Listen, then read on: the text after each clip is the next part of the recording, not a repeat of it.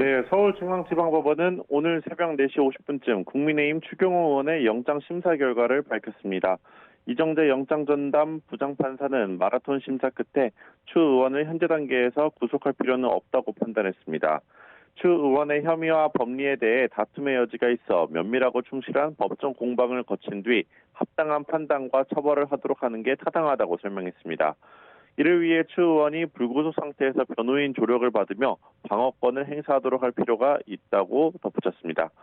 또 추 의원의 주거와 경력, 수사 진행 경과, 출석 상황 등을 종합해 볼 때 도망이나 증거인멸 우려가 있다고 보기도 어렵다고 설명했습니다. 앞서 추 의원은 어제 오후 3시부터 서울중앙지법에 출석해 구속 전 피의자 신문을 받았습니다. 신문은 밤 11시 50분쯤 끝나 9시간 가까이 이어졌고 심사 결과는 5시간 만에 나왔습니다. 네, 추 의원은 구치소에서 바로 석방됐을 텐데 이야기도 했습니까? 네, 영장 기각으로 서울구치소에서 대기하던 추 의원은 바로 석방됐습니다. 추 의원은 공정한 판단을 해준 법원에 감사하다고 말했는데요. 국민의힘 의원들도 구치소 앞에서 추 의원 이름을 외치며 환영했습니다. 직접 들어보시죠. 공정한 판단을 해주신 법원에 감사드립니다. 이제 정권에서는 정치 탄압, 야당 탄압 중단하고 민생을 지키고 미래를 키우는 일에 집중해 주시면 고맙겠습니다. 특검은 비상계엄 당시 국민의힘 원내대표였던 추 의원이 의원총회 장소를 수차례 바꾸는 방식으로 소속 의원들의 계엄 해제 결의안 표결 참여를 방해했다고 보고 구속영장을 청구했습니다. 내란 특검이 현직 의원의 신병 확보를 시도한 건 추 의원이 처음이었는데요. 반면 추 의원은 누구에게도 표결 불참을 권유하거나 유도한 적이 없다며 특검의 영장 청구가 정치 공작이라고 맞서왔습니다. 수사 기한이 얼마 남지 않은 만큼 특검은 추가 조사나 구속영장 재청구 없이 불구속 상태로 추 의원을 기소할 전망입니다. 지금까지 사회부에서 전해드렸습니다. 내란 특검은 추경호 의원이 국민의 기본권이 침탈당하는 상황에서 여당 원내대표로서 역할을 하지 않았다며 범죄 중대성을 부각했습니다. 먼저 비상계엄이 선포된 이후 세 차례 의원총회 장소를 바꾼 것은 의원들을 표결에 참여하지 못하게 해 계엄을 연장하려는 의도로 봤습니다. 하지만 추 의원은 군경의 출입 통제로 국회에 들어올 수 없다는 의원들의 호소에 따른 불가피한 조치였다고 반박했습니다. 특검은 추 의원이 의총 장소를 바꾼 배경에 윤석열 전 대통령과의 통화가 있다고도 보고 있습니다. 윤 전 대통령이 비상계엄에 협조해달라는 취지로 요청해 추 의원이 이를 따랐다는 겁니다. 다만 추 의원은 추측에 불과하다며 비상계엄 선포 사실을 미리 말하지 못해 미안하다는 취지의 통화였다고 선을 긋고 있습니다. 추 의원은 당시 홍철호 전 대통령실 정무수석, 한덕수 전 총리와도 통화했습니다. 비서실장과 국무위원 등이 비상계엄을 만류하거나 반대했다는 내용이었는데 의원들에게 이를 알리지 않았습니다. 본회의 개의를 앞당길 테니 이를 전파해달라는 우원식 국회의장의 요청에 대해서도 마찬가지였습니다. 이를 두고 특검은 추 의원이 계엄의 위법성을 인식한 상황에서 표결할 권리를 방해했다고 판단했지만 추 의원은 의총을 통해서 통화 내용 등을 알리려 했다고 주장했습니다. YTN 안동준입니다. 지난해 12월 3일 밤 10시 40분쯤 계엄 선포 사실을 알게 된 추경호 의원은 여의도로 출발합니다. 국회에서 비상의원총회를 열겠다고도 공지했습니다. 민주당 대표이던 이재명 대통령이 국회 담을 넘고 국민의힘 한동훈 전 대표가 계엄 반대 영상 메시지를 낸 밤 11시쯤 비상계엄을 반드시 막아내겠습니다. 국민께서는 안심해 주시기 바랍니다. 국회이던 의원총회 장소는 다시 당사로 바뀝니다. 11시 20분쯤 당사에 도착한 추 의원. 조금 뒤 윤석열 전 대통령으로부터 전화가 걸려옵니다. 오래 안 갈 거니까 걱정하지 말라는. 추 의원은 이후 소집 장소를 국회 본회의장 맞은편 예결위 회의장으로 바꾼 뒤 국회로 이동합니다. 10여 분 뒤 본관에 도착한 추 의원. 하지만 본회의장이 아닌 원내대표실로 들어갔습니다. 곧이어 특전사 헬기가 줄지어 국회에 진입했고 우원식 국회의장은 긴급 입장을 발표합니다. 모든 국회의원께서는 지금 즉시 국회 본회의장으로 모여주시기 바랍니다. 하지만 이로부터 10분도 채 되지 않아 소집 장소는 또 한 번 당사로 바뀌었고 국회와 당의 공지가 충돌하자 국민의힘 의원 단체 대화방에선 혼선이 있으면 안 된다, 원내대표가 정리해달라는 등의 목소리가 터져나왔습니다. 한 전 대표가 거듭 본회의장으로 와달라 호소했지만 이후에도 당사로 모이라는 공지 메시지가 잇따라 발송됐습니다. 새벽 0시 반쯤 계엄군이 창문을 깨고 본관까지 진입하자 국회의장은 0시 50분쯤 본회의를 열었고 1시 3분 계엄 해제 요구안은 의원 190명의 찬성으로 가결됐습니다. 비상계엄 해제 요구 결의안은 가결되었음을 선포합니다.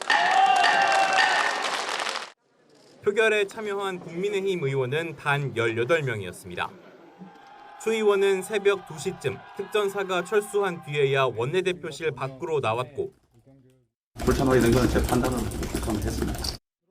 비서관이 모는 차를 타고 국회를 빠져나가 당사로 향했습니다. YTN 이경국입니다. 자유 헌정 질서를 지키기 위해 비상계엄을 선포합니다. 대한민국의 시계가 45년 전으로 돌려지던 순간입니다. 전시나 사변, 국가 비상사태 때나 가능하다던 비상계엄이 평온하던 2024년 12월 3일 늦은 밤 대한민국에서 현실이 됐습니다. 지금까지 패약질을 일삼은 망국의 원흉, 반국가 세력을 반드시 척결하겠습니다. 궤변에 가까웠던 대통령의 6분 연설 끝에 계엄사령부가 즉각 설치됐고 포고령 1호까지 일사천리로 발표됐습니다. 정치활동 일체 금지와 언론 통제, 영장 없는 체포와 구금까지 서슬퍼렀던 독재정권 시절의 아픔이 재현될까 악몽을 떠올리는 건 국민의 몫이었습니다. 선량한 국민들께 다소의 불편이 있겠습니다마는 이러한 불편을 최소화하는 데 주력할 것입니다. 무장한 계엄군은 헬기까지 동원해 헌법기관 등으로 향했습니다.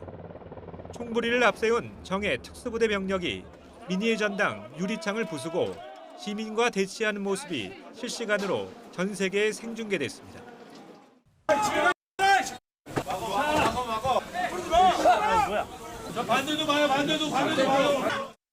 그러나 45년 만의 불법계엄은 국회 담장을 넘은 국회의장과 의원들의 해제 요구한 의결로 간신히 제압됐습니다.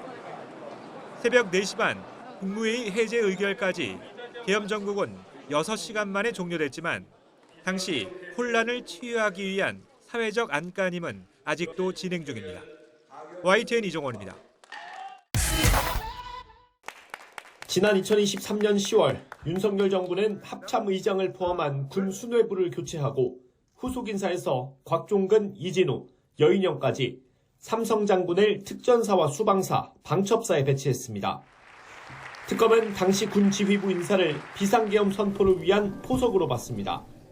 노상원 수첩 판독 결과 늦어도 2023년 10월 군 장성 인사가 이루어질 무렵부터 준비가 이루어졌음을 확인하였습니다.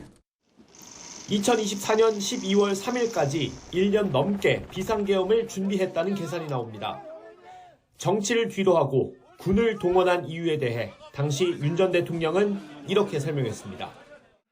파렴치한 종북 반국가 세력들을 일거에 척결하고 자유 헌정 질서를 지키기 위해 비상계엄을 선포합니다. 반국가 세력 발언이 공개적으로 처음 나온 건 계엄 준비 시기로 특정된 시점으로부터 4개월 앞선 2023년 6월. 그해 광복절에는 수위가 더 높아졌습니다. 공산 전체주의를 맹종하며 조작 선동으로 여론을 왜곡하고 사회를 교란하는 반국가 세력들이 여전히 활개치고 있습니다. 극한으로 치달은 여야 대치가 비상계엄 선포 배경이었다고 해도 무엇이 기폭제가 됐는지 미궁인데 초대 법무부 장관을 맡길 정도로 신임이 두터웠던 한동훈 전 대표와 관계가 틀어진 걸 눈여겨볼 필요가 있다는 분석이 나옵니다. 윤 전 대통령이 주변에 한 전 대표를 빨갱이라고 말하고 체포 명단에도 포함한 사실이 특검 수사로 드러났습니다. 한동훈이하고 일부 정치인들 일부 호명하시면서 당신 앞에 잡아오라 그랬습니다. 당신이 총으로 쏴서라도 죽이겠다고 했습니다. 국민의힘 비상대책위원장이던 한 전 대표는 지난 2024년 1월 김건희 씨 디올백 수수 의혹에 국민 눈높이를 강조했습니다. 이후 대통령실에 사퇴 압박이 있었던 걸로 드러나 이른바 윤한 갈등이 표출됐고 한 전 대표가 당 대표일 때는 영부인 대외 활동 중단을 요구하기도 했습니다. 민심이 매섭게 돌아서고 있습니다. 독단적인 국정 운영에 대한 국민의 반감이 커졌다는 점을 아프지만 인정하지 않을 수 없습니다. 절대 다수인 야당의 입법 독주에 김건희 씨에 대한 수사 압박도 계엄 선포에 영향을 미쳤을 거라는 해석이 나오는 이유입니다. 실제로 최근 특검은 이른바 김건희 씨 사법 리스크가 계엄을 선포하는 동기가 됐을 가능성을 염두에 두고 막바지 수사를 벌이고 있습니다. YTN 김영수입니다.